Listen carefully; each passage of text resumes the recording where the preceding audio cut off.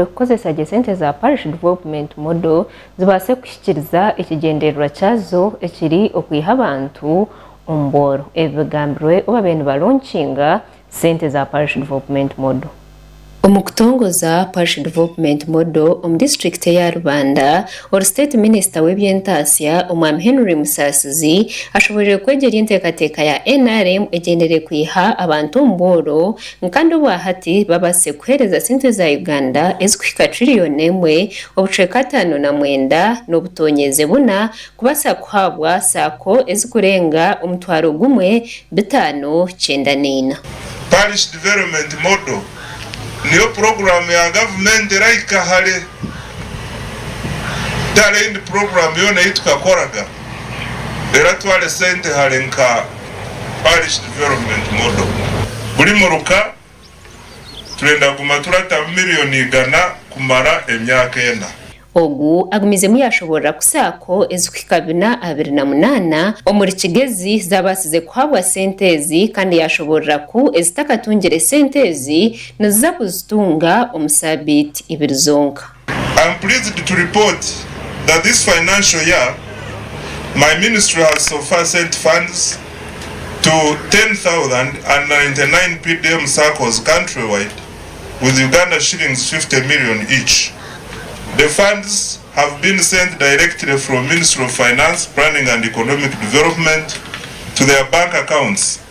In Chigezi alone, 414 PDM circles out of the expected 428 have so far received the Uganda shillings 50 million, and the remaining 14 PDM circles shall receive their funds in 2 weeks. Minister Musasizi agumizemu yayehanangiriza abantu kureba ngo batungura ebyentasya kubasa kutungura ihanga.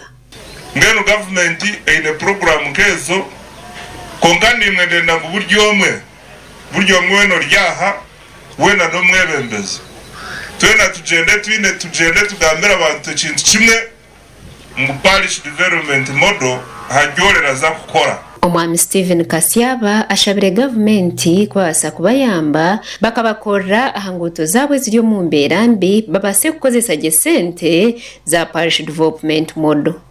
People are going to grow food. Abantu baenda kuhinga beze bamara kwezi bazako baletaga enkoto zo kuza mu butare. The linkage must be, the chain of production must be continuous and complete.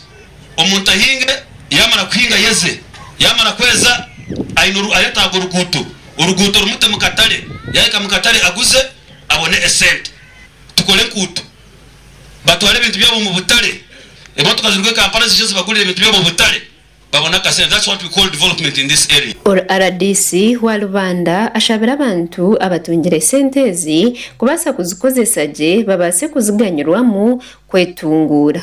Isheshwe kuza kurushinga PDM Shobikora yakoze gwe kandi nja mu mushitegereza umuntu uri kumanya ni beneficiary umunyoga ashira ko na crossinga akaza mu PDM akuba PDM niza kwane kwa kenyoga buri kota na buri mwaka buri group ya yenyoga kwaza ko mu miliyoni 8. Amakuraga gasha kwa Sofani wamanya abwa Sky TV agenshonga.